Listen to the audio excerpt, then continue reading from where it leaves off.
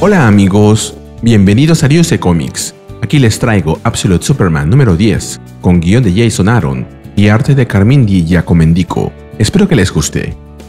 La historia comienza en Krypton, en las profundidades de las Redlands, años atrás. Jor-El avanza entre las rocas, acompañado por drones. Al parecer, algunos trabajadores han desaparecido. Logra abrirse paso y avisa por radio que ha encontrado sobrevivientes, pidiendo de inmediato equipos médicos.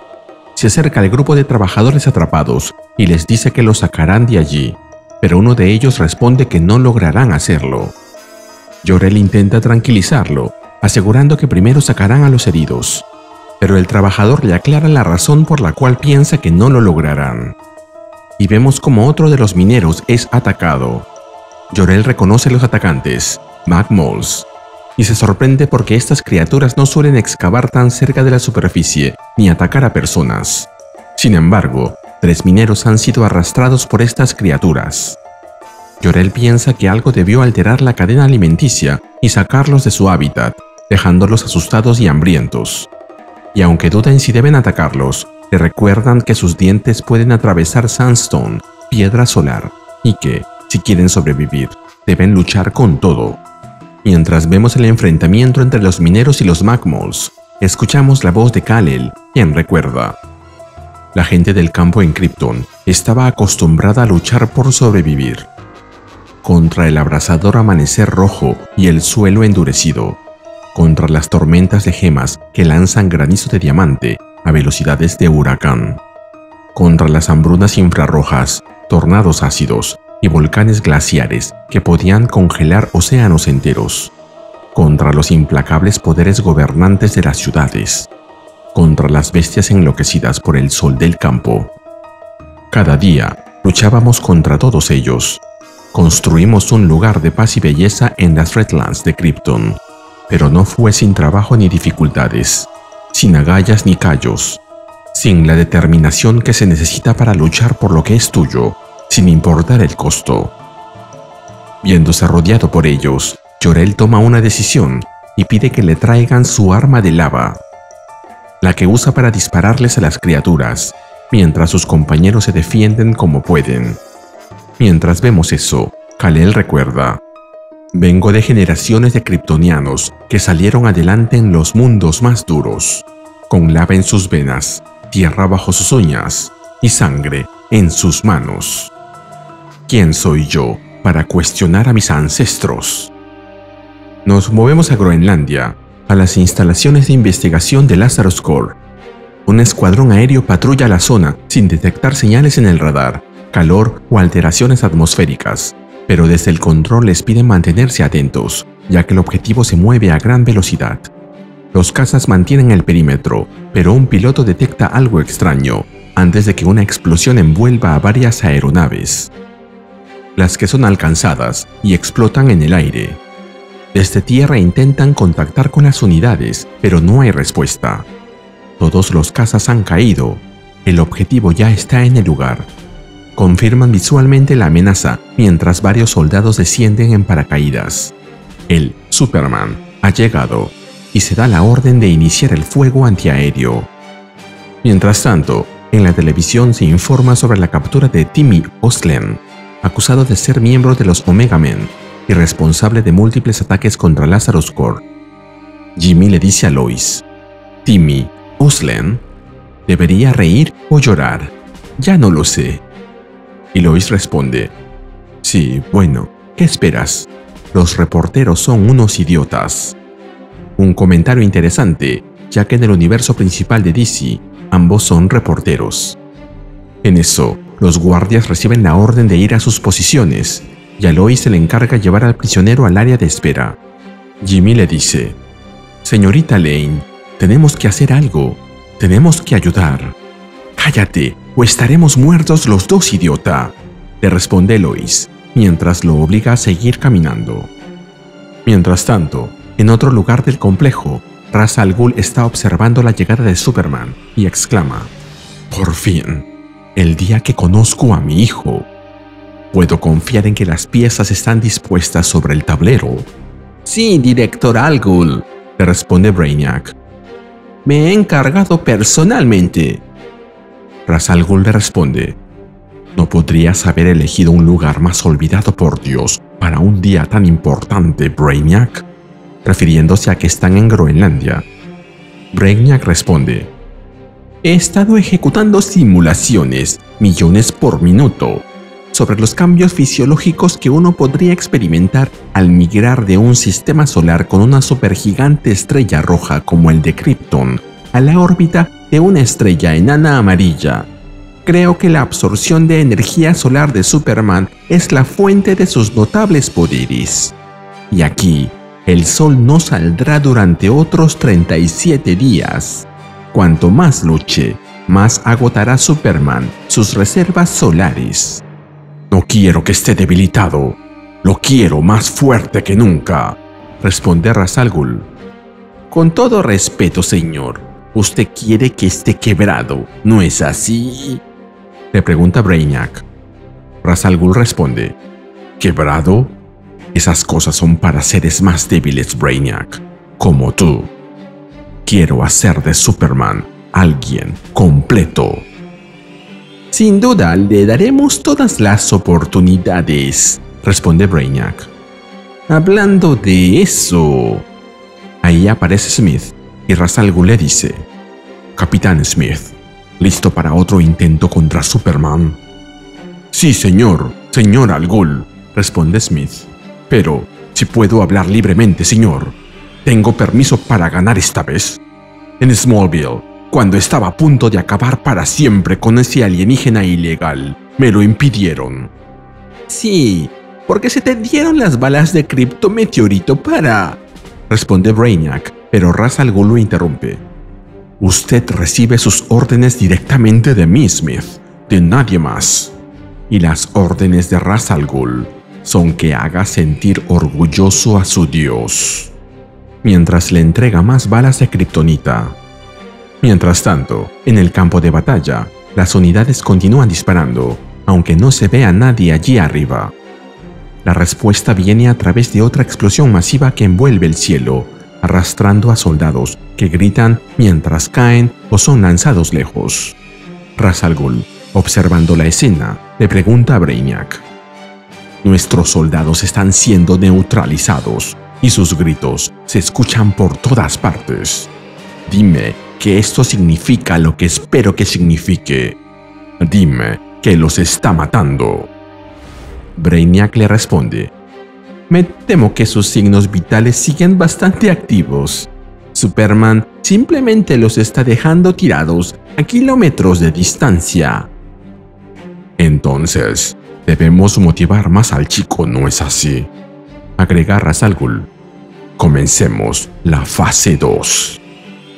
Justo en ese momento, se abre un portal en medio del lugar. Un boom tube. Los Omega Men irrumpen en la escena. Primus da la orden con claridad. Omega Men, encuentren al agente Alpha. Busquen a Olsen y maten a cualquiera que se interponga. Un poco más atrás, Jimmy le dice a Lois: ese fue un boom tube. Los Omega Men están aquí. Señorita Lane, Primus puede sacarnos de aquí. A todos nosotros. Solo déjeme. Pero Lois lo arroja al piso y poniéndole la pistola en la cabeza, le dice: no voy a repetírtelo, Olsen. La próxima vez que abras la boca, haré que tus dientes atraviesen tu garganta. En eso, Smith aparece y le dice: me alegra verte finalmente uniéndote al equipo, cariño. Ahora mira lo que le haré a tu chico bonito de Kansas. Smith levanta la mirada y se prepara para alzar vuelo. Mientras tanto, Superman piensa: lo escuchó venir. Escuchó el rugido de su propulsor, su corazón latiendo en su pecho. Peacemaker Smith viene a matarme. Tiene una bala en su arma que hará el trabajo, forjada con los restos de mi mundo natal muerto. En Smallville casi lo logró. Ha matado antes y ha sido recompensado por ello, incentivado para hacerlo de nuevo. Sus enemigos han sido apartados y deshumanizados. Él es el héroe de su historia y seguirá matando, a menos que lo detengan. Su armadura es tecnología alienígena avanzada, muy por encima de lo que este planeta debería ser capaz de producir. Ha sido incorporada en todo su cuerpo, en lo que imagino fue un procedimiento extremadamente doloroso. Uno que transformó a Christopher Smith en el ser humano más poderoso de la Tierra. Pero yo no soy humano. Lo dejé fuera de combate en unos 4 segundos. Y vemos a Smith estrellándose contra el suelo, visiblemente dañado y fuera de combate. Gracias por llegar hasta aquí. Si aprecias mi trabajo y deseas más contenido similar, regálame un like, suscríbete y activa la campanita. Gracias. En esta ocasión mandaré saludos a Dayan Valdés 1349. Gracias por formar parte de la familia de Ryusei Comics. Superman aparece flotando en el aire, rodeado del polvo rojo que compone su capa y los disparos incesantes de las máquinas de Lazarus. Desde lo alto, mira a Smith en el suelo y piensa: eso no lo detendrá, ¿verdad? No para siempre. Con poco más que un parpadeo, podría freírle el cerebro, dejarlo como un inválido babeante. Con un soplo, podría romperle la columna para que nunca vuelva a caminar. Nunca vuelva a apretar un gatillo. O podría atravesarle el pecho con el puño y lanzar su corazón al espacio, con tal velocidad que todavía estaría vivo para verlo alejarse. Mientras Smith lo apunta con su arma cargada con kriptonita, Kal-El continúa pensando: trato de pensar en razones para no hacer estas cosas. Lo intento. Pero todo lo que escucho son las palabras de mi padre. Nos movemos de regreso al pasado, a las Redlands, las Tierras Rojas, en Krypton, después del incidente con los Magmols. Kal-El le pregunta a su padre: ¿quieres decir que los mataste? No tuve elección. No había tiempo para hacer otra cosa, responde Jor-El. Los topos habían sido llevados a una furia sin sentido por lo que sea que los persiguió desde sus hogares en lo profundo de Krypton. Debería haber estado más preparado. Hiciste lo correcto, papá, le dice Kal-El. Salvaste a esos mineros. Pero Jor-El le refuta. ¿Lo correcto? No. Eso es lo que nos gusta decirnos porque hace que nuestras decisiones difíciles sean más fáciles de sobrellevar. Aquí en las Redlands siempre hay decisiones difíciles, Kal, pero nunca debemos perder de vista lo que constituye crueldad e inhumanidad, especialmente cuando somos nosotros los que actuamos con dureza. Kal-El responde: pero a veces aún tenemos que hacerlo, ¿verdad? Si no hay otra forma. Si salva vidas. Jor-El contesta: así ha sido en mi tiempo, y en el de mi padre antes que yo, y en el de su padre también. Y luego agrega: a veces tenemos que ser implacables, si eso es lo que se necesita, para evitar que todo esto sea destruido. Mientras extiende sus brazos, mostrándole el horizonte y el cielo que cubre todo Krypton, sentados juntos entre la hierba púrpura de su hogar. De vuelta en el presente, Superman se mantiene suspendido en el aire mientras Smith yace herido en el suelo, apuntándole. Primus le pregunta: ¿qué demonios estás esperando? ¿A que Smith te meta otra bala? Es un asesino, una amenaza para todo por lo que luchas.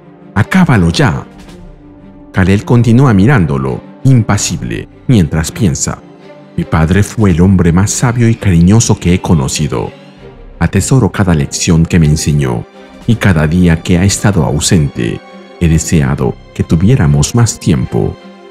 Pero mi padre está muerto, igual que mi madre, junto con el único mundo que conocieron.